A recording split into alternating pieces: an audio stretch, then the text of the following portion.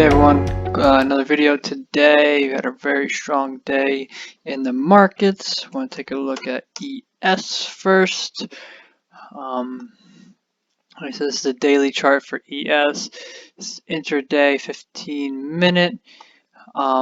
So let's take a look at the daily time frame because that's what I'm more focused on. So you can see here we had these two big pullbacks, one here, one here.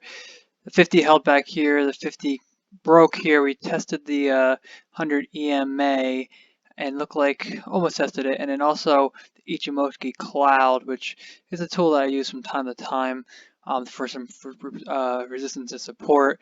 It broke through the cloud, kind of found some support here. In any case, we kind of rallied back after last Thursday and Friday. We certainly closed over the we closed over, what's that, 8385? Yeah, so it looks like we closed over the 21 EMA. The next one is the 8 EMA, which looks like we closed that too today. So it looks like we're having some trouble getting stuff by the 8 and 21 EMA as far as closing. We broke through it, but we have to close above it, in my opinion, to make this next level higher. We have a squeeze down here. We have a nice little momentum change. We have ready aim fire. If this thing could hold up for the ES, we could see this 4,000 come by end of week maybe, or maybe the end of next week, depending how the markets overall react. But right now, we're finding real resistance at the 3,900. But the big thing is closing above these moving averages in order to keep on moving up. Next, look at the NQ, NASDAQ. This one has actually had a more accelerated sell-off to the downside over the last couple of weeks. As we can see, we broke through the cloud, and then it actually broke the 100 EMA here. It's kind of finding support around it now. If it breaks below this 1213 number, it looks like we could head back down here. But so far, it's kind of consolidating a little bit. No squeeze, but you did get a yellow momentum bar here, so it looks like it might be changing. We were oversold down here. Now we're kind of moving up on the RSI and stochastics. Ready aim fire on the daily time frame. And just today, it just got out the gate, just all day, just kind of came up, went through some resistance levels, and actually, like I said, this ADMA is giving a lot of indices and regular tickers problems. Once we close above that, we can move up a little bit higher, in my opinion. If we close above this ADMA right here, which is 12,759, we could retest this 21 and ultimately break that onto new highs. But right now we're finding a lot of resistance around this level. We have the 100 EMA, we have the Emoji Cloud, and we have the 8 EMA. So it's going to be a lot of work to get through this, and hopefully the market can do it. For that, now we talk about the Dow a little bit. The Dow. All right, the Dow has been very strong lately. As you can see, this sector rotation we're getting. The Nasdaq is falling so much because it's all tech, whereas the Dow has a little bit of everything, and it's not as tech heavy. So you can see how the charts are very different. And this one is actually at near all-time highs. The structure is all bullish. We have the EMA stack still. We're above the cloud, which is positive. The 100 EMA and 200 are well below the actual price. So we can see it's a sector rotation, not so much a market rollover or crash, we'll say, mainly because you have some indices making higher highs or moving towards those levels, whereas the Nasdaq was struggling and selling off because all those tech names were being sold, and then the investors were coming into other areas of the market, which just validates that. As far as regular stocks go, still in BLNK, holding on to that. If you watch my other videos, you can see I got it in back here, unfortunately. Didn't put a stop loss, which I should have. It's been patiently waiting, bleeding all over the place every day. It was tough to swallow for a little bit, but they have earnings coming up. I do like the industry as far as EV goes. We were oversold, so I was waiting for this rebound to kind of start or form here. We have a ready aim fire down here. We have a yellow momentum bar switch right here on the daily. We're finding a lot of resistance here, similar to the NASDAQ, because this is in the NASDAQ. The Ichimoku cloud, the 100 EMA, the 80 EMA, couldn't close above it. Right now it's trading above it because after hours, we did hit a nice little high today, got pushed down by the cloud. Similar to a lot of other stocks, this area is key. We need to break above the 8 and 100, and then we can move next and move up to the 20 and then move higher. But they did have some good news today. They had some upgrades by one company, and we also had some CNBC exposure.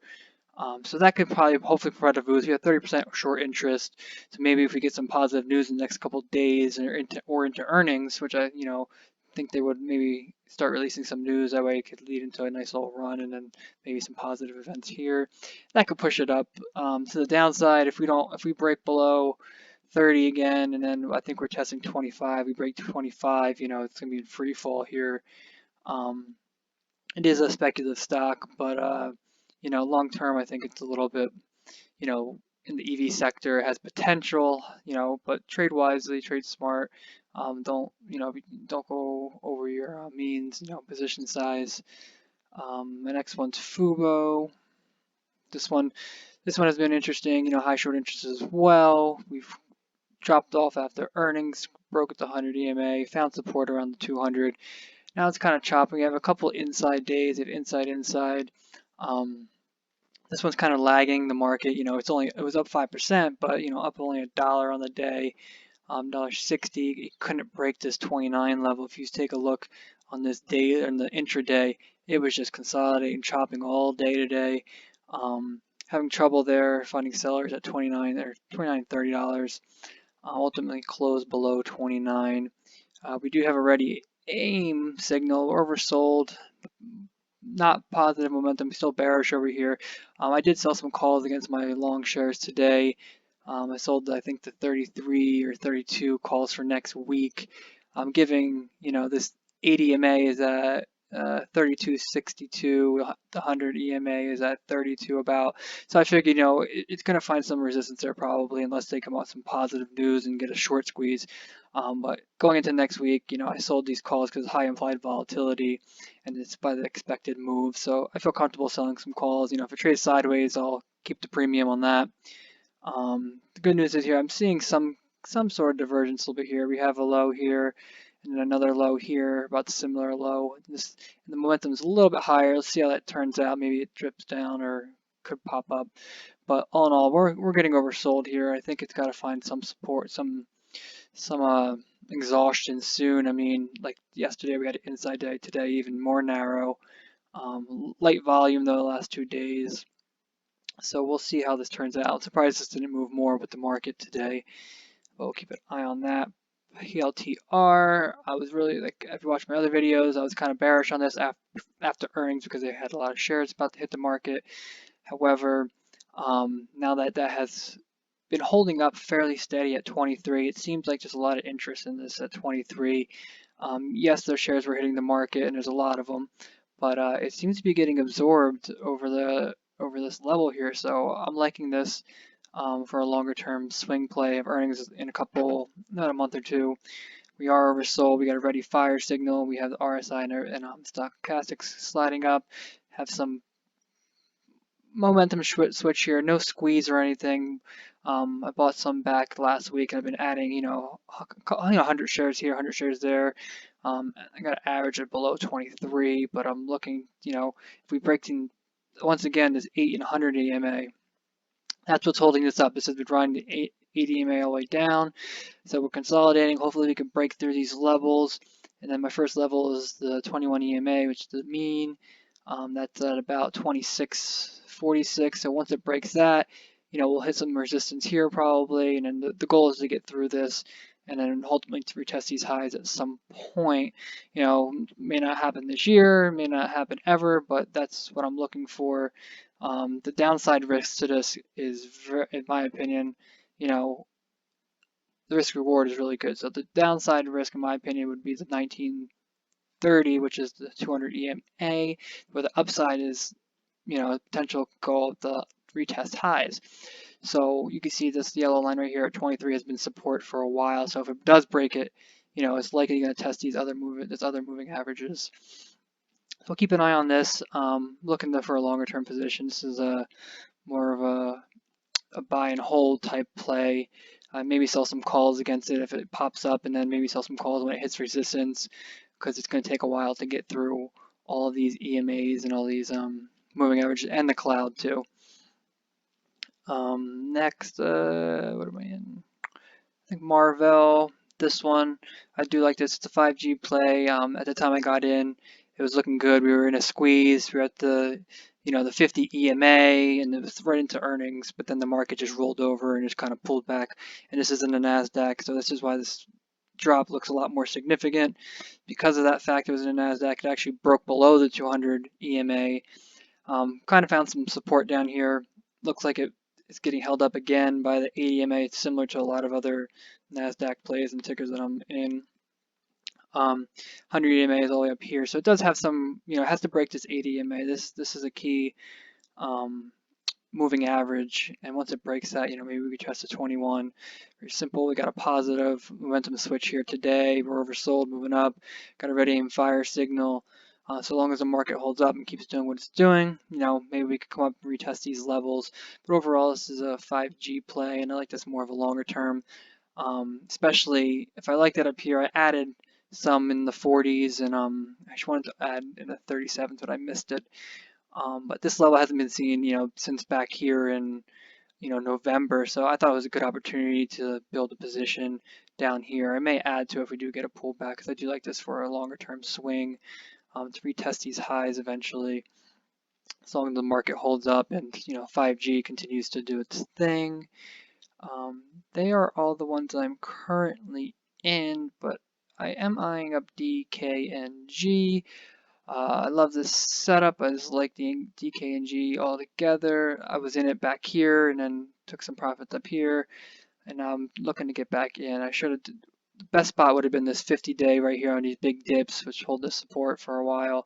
We were in a squeeze, in and out of squeezes really, but had earnings, good earnings. We saw Penn, which is another sports betting ticker, that they had great earnings, so it was only right to think that we'd see a pop here, but the overall market rolled over. However, this kind of held up relatively strong. I mean, we had the nice dip here, but the moving averages are still stacked. You got all the 8 over 21, 21 over 34, 34 over 50. This is still in a bullish uptrend. We have support down here at the 100 EMA if we really need it, if it gets that low in the cloud. Still all positive here. We're in a squeeze. RSI is neutral. This one, I'm looking for to retest highs over the coming, weeks or maybe even days, depending on the market strength. Like again, I thought this would actually see a higher bump than a 2% jump today, mainly because the strength of it was very strong when the market was coming down or trading sideways, but now it kind of just was a dud this morning. We hit a high of 64, 65 at the open, but at the end, all day it just kind of chopped around. But it held the 8 EMA. It's in a squeeze. If this one dips back down to 34.50, I'm definitely going to snag some shares for the longer term or midterm, just to kind of ride it out until maybe it goes up to 72, and then maybe sell some calls if I can get in down here. But we'll see how the market goes. But I do like this one as a long-term play.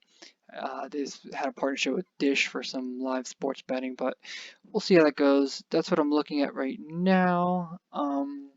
So yeah, any questions? Hopefully soon I'll start looking at more picks and less focus on the overall market if we could find some stability. Any questions? Feel free to DM me or post some comments. Take care.